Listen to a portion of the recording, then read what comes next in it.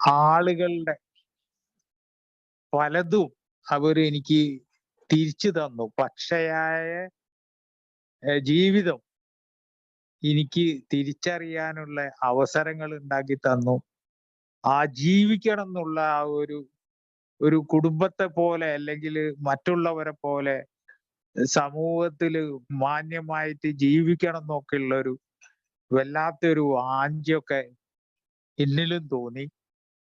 അതിനൊക്കെ അത്തരത്തില് ഒരുപാട് പേരുകള് മൊയ്തുട്ടിക്ക് ആയാലും സോമേട്ടനായാലും അതേപോലെ ഗണേശ അയ്യര്, വർമാജി അവരൊക്കെ നമ്മള് പറയില്ലേ ഒരു പിടി പതിരിൽ നിന്ന് തെരഞ്ഞെടുക്കപ്പെട്ട നെന്മണികളാണ് നിങ്ങളെന്ന് പറഞ്ഞ പോലെ തന്നെ അവരെയൊക്കെ ഇന്ന് ഞാൻ ആലോചിക്കുമ്പോ അവരൊക്കെ ഇന്നില് ആ ഒരു ശക്തി അല്ലെങ്കിൽ എനിക്ക് ആ ഒരു വീറ് അല്ലെങ്കിൽ ഇന്നിൽ ആ ഒരു തുണിവൊക്കെ ഉണ്ടാക്കി തരാനുള്ള പ്രാപ്തിയുള്ളവര്. അങ്ങനെ ഓരോ ഘട്ടത്തിലും എന്നെ അവരൊക്കെ സഹായിച്ചു. ജീവിതത്തില് ഒരുപാട് മാറ്റങ്ങളൊക്കെ ഉണ്ടായി. പക്ഷേ അത് മാത്രല്ല ജീവിതത്തില് നേട്ടങ്ങൾ മാത്രമേ ഉള്ളെങ്കിൽ അതിനെ ജീവിതം എന്ന് പറയാൻ പറ്റില്ലല്ലോ. ഒരുപാട് കോട്ടങ്ങൾ ഉണ്ടായി. എന്റെ മകന്റെ ഇച്ചിരി പ്രശ്നങ്ങളൊക്കെ വന്നു. ഞാൻ അയാളെ അനോണിമിറ്റി ബ്രേക്ക് ചെയ്യാനോ അതിനെ പറ്റിയൊന്നും പറയില്ല. പക്ഷെ എന്തായാലും അതിനും എന്റെ കൂട്ടായ്മ എനിക്ക് ഒരു വഴി കാണിച്ചു തന്നു. ഇന്ന് അയാള് സോബറായിട്ട് ഇരിക്കുന്നുണ്ട്. അയാളിലൂടെ ഞാനിന്ന് അഭിമാനിക്കുകയാണ്. അതേപോലെ തന്നെ എന്റെ വേറെയും സുഹൃത്തുക്കളുടെ ആൺകുട്ടികളൊക്കെ ഇങ്ങനെ ഇന്ന് എയിലൊക്കെ വന്ന് സജീവമായിട്ടൊക്കെ പങ്കെടുക്കുന്നുണ്ട്. അവരുടെയൊക്കെ അനോണിമിറ്റീനെ ഒന്നും ബാധിക്കരുത് എന്നുള്ളത് കൊണ്ട് ഞാൻ അതൊന്നും അവരെയൊന്നും പേരെടുത്ത് പറയുന്നില്ല.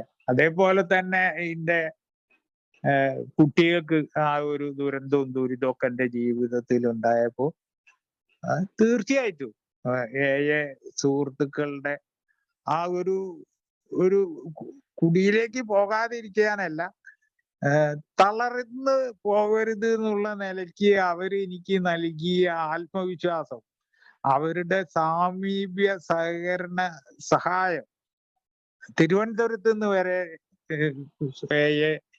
സുഹൃത്തുക്കൾ എല്ലാ ഭാഗത്തു നിന്നൊക്കെ വന്നിട്ട് എനിക്ക് നൽകിയ ആ ഒരു എന്താ പറയാ വല്ലാത്തൊരു അവസ്ഥയായിരുന്നു അത്. എനിക്ക് എന്നെ കൂടെ പിടിച്ച് നിർത്തി ഒരുപാട് തരത്തിൽ എന്നെ സഹായിച്ചു. എനിക്ക് അതിനെയൊക്കെ അതിജീവിച്ചു എന്ന് പറഞ്ഞുകൂടാ.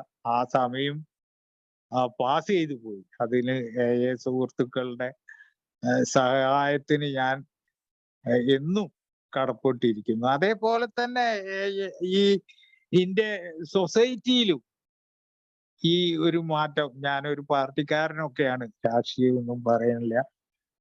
പാർട്ടിക്കാരും എനിക്ക് ഒരുപാട് ഏറെ എന്നെ സഹായിച്ചിട്ടുണ്ട്. അതേപോലെ തന്നെ ഒരുപാട് കാലം എന്നോട് ഒരു സന്ധി ഇല്ലാതിരുന്ന ഈ താടിയും തലക്കെട്ടും ഒക്കെ ഉള്ള ആളുകളോടൊക്കെ എനിക്കൊരു ഭയങ്കര ഒരു പുച്ഛവും നീരസമൊക്കെ ആയിരുന്നു ഈ താടി നീട്ടി സന്യാസിയായവരോടൊക്കെ. പക്ഷെ അവരൊക്കെ എന്നെ മാറോട് ചേർത്ത് പിടിച്ച് തളർന്നു പോകരുത് എന്നൊക്കെ പറഞ്ഞ് എന്നെ ആശ്വസിച്ച് ആ ഒരു തലത്തിലും ഇന്നില് ഒരുപാട് മാറ്റങ്ങൾ ഉണ്ടായി. മറ്റുള്ളവരോടുള്ള പെരുമാറ്റത്തിലായാലും എല്ലാ കാര്യത്തിലും ഒരു സമൂലമായ ഒരു മാറ്റം ഇന്നിൽ ഉണ്ടാക്കാൻ ആൽക്കഹോളിക് അനോണിമസിന്റെ പ്രോഗ്രാം ഒരുപാട് സഹായിച്ചു. ഞാനും ആൽക്കഹോളിക് അനോണിമസിന്റെ പ്രോഗ്രാമിലൂടെ ഒരുപാട് യാത്ര ചെയ്തു. ഞാൻ വന്ന്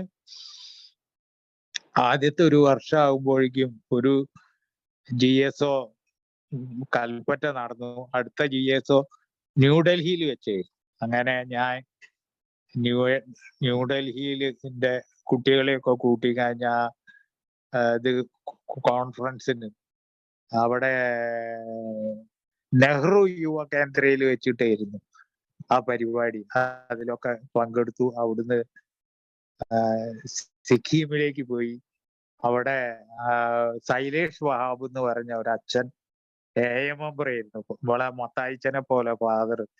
അയാള് ഡൽഹി യൂണിവേഴ്സിറ്റിയിൽ ആണ് പഠിച്ചത്. അവിടുന്ന് ഒരു കൊറിയൻ യുവതിയായിട്ട് ലവ് അഫെയർ ഒക്കെ ഒരു കല്യാണം കഴിച്ച പോലെ അവിടെ മച്ചിവാലി കോട്ടി എന്ന് പറഞ്ഞ ഒരു സ്ഥലത്താണ് ഈ ഫാദർ താമസിച്ചിരുന്നത്. ചർച്ച് അവിടെ സിറ്റി തന്നെയാണ്.